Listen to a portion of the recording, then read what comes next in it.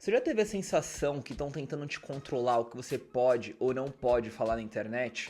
Que alguns temas somem do feed e que certas vozes simplesmente desaparecem? Isso não é teoria da conspiração, é a nova realidade do Brasil. Hoje a gente vai falar aqui o que ninguém quer falar, que é essa guerra por trás das redes sociais. Uma guerra que envolve ministros do STF, parlamentares, jornalistas, TSE, Big Techs e, claro, você.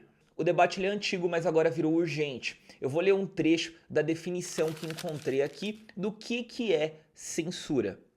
A censura ela é um tema controverso, pois pode ser vista como uma forma de proteger a sociedade de conteúdos prejudiciais ou ofensivos, mas também como uma ferramenta de repressão e controle da informação. Em muitos países, a liberdade de expressão é um direito fundamental e a censura é vista como uma violação desse direito. Reparou na força disso? E aí agora eu te pergunto, quando uma rede social ela remove um vídeo, isso é segurança ou é perseguição?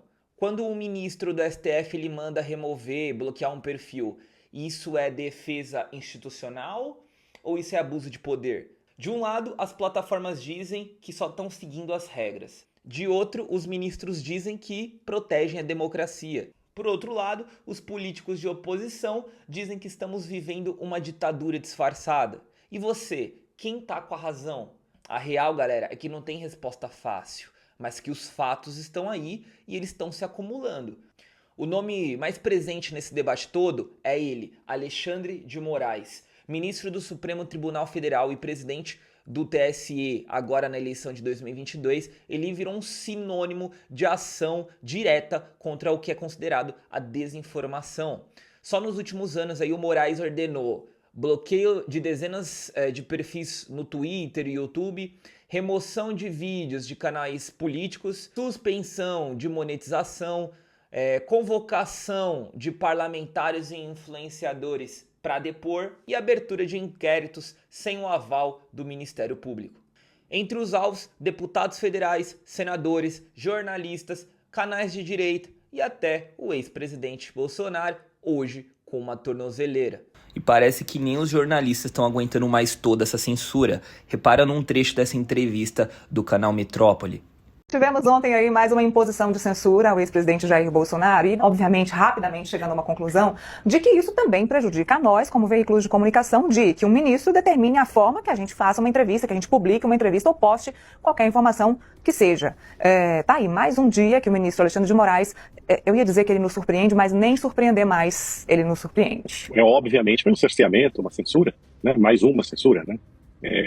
Uma censura muito pitoresca, né? Eu diria, veja, a primeira ordem, que já não faz sentido, né? Era para que o Jair Bolsonaro não utilizasse mais as redes sociais dele, né? O que, obviamente, já atenta contra a Constituição, porque o Jair Bolsonaro não está preso, apesar de praticamente estar, né? Não teve prisão decretada, ele não foi condenado, né? Um preso tem a liberdade de expressão mais limitado. Por quê? Porque pode representar uma ameaça à ordem, esse tipo de coisa. No entanto, em 2019, o Lula, então preso, pôde dar uma entrevista por deliberação do STF, que disse que ele tinha direito à sua liberdade de expressão, né? Então, veja, o Bolsonaro não está preso.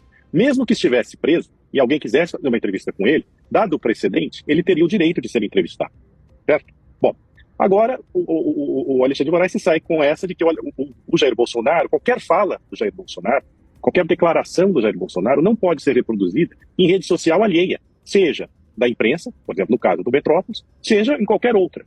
Só que não existe imprensa sem rede social, certo? Não existe imprensa sem rede social. Não adianta dizer, não, eu não estou censurando a imprensa, eu estou censurando as redes sociais, impedindo apenas que o Bolsonaro se manifeste em redes sociais da imprensa. Isso é censurar a imprensa também. O que o Alexandre de Moraes criou ontem foi uma censura geral, total e irrestrita. Inclusive, impedindo também a liberdade de informação do cidadão, porque o cidadão tem o direito de informar-se, certo, sobre assuntos que dizem respeito ao país.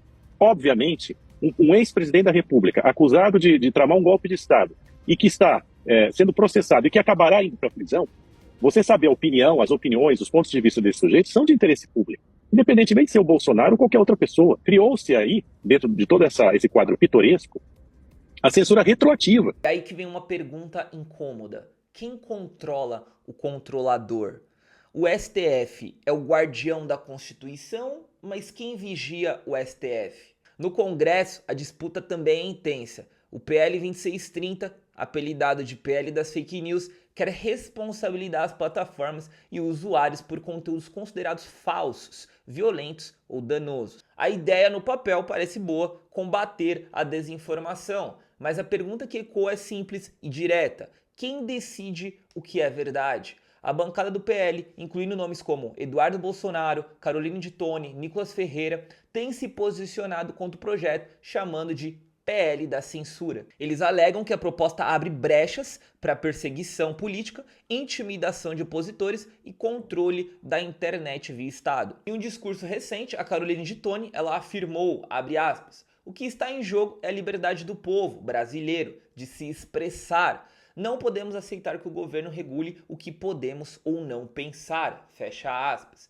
Já os parlamentares de esquerda, como o Orlando Silva, relator desse projeto, argumentam que o texto protege a população de crimes virtuais, discurso de ódio e ataques à democracia. E aí você, qual que é a sua opinião? Você acha que está na hora de regular a internet? Ou isso é o começo de um Estado que define o que você pode falar ou não? Mas não é só o governo que está em jogo. As big techs como YouTube, Twitter, Instagram, TikTok têm mais poder do que muitos presidentes. Elas decidem quem aparece, quem some, quem monetiza e quem é silenciado. E muitas vezes fazem isso sem aviso, sem explicação, sem direito de defesa. Alguns criadores relataram quedas bruscas de alcance, vídeos que somem, canais desmonetizados da noite para o dia e palavras banidas do algoritmo. E exemplos não faltam. Alguns canais como o próprio Brasil Paralelo, canal do Gustavo Gayer, o canal do Alan dos Santos, da Jovem Pan, já relataram perseguição e cortes no alcance. Até influenciadores de esquerda, como o Jones Manuel, já denunciaram filtros de alcance por críticas ao sistema. Isso mostra que o problema não é só ideológico, ele é sistêmico.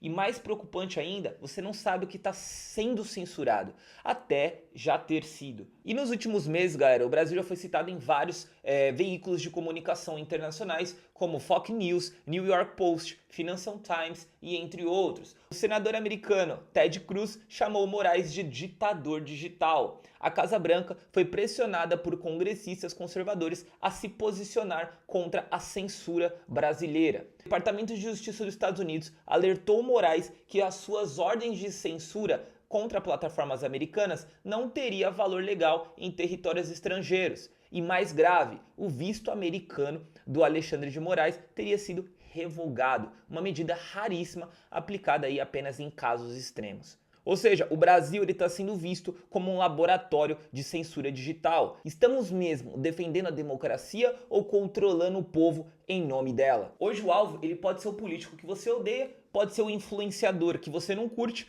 pode ser o canal que você nunca assistiu, mas amanhã pode ser você. Porque quando a censura se instala, ela não pergunta de qual lado você está, ela apenas silencia e pronto.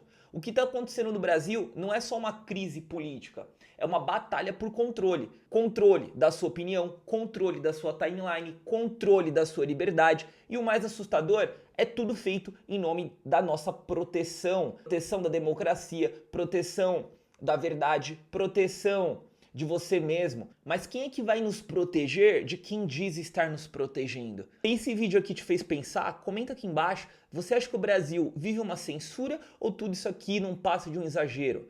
Compartilhe esse vídeo com alguém que precisa ouvir isso, que tem esse questionamento. Se inscreve no canal, ativa as notificações e ajuda essa mensagem a chegar para mais longe. Porque se a gente não falar, quem vai falar por nós? Enquanto ainda pudermos falar. Até o próximo vídeo.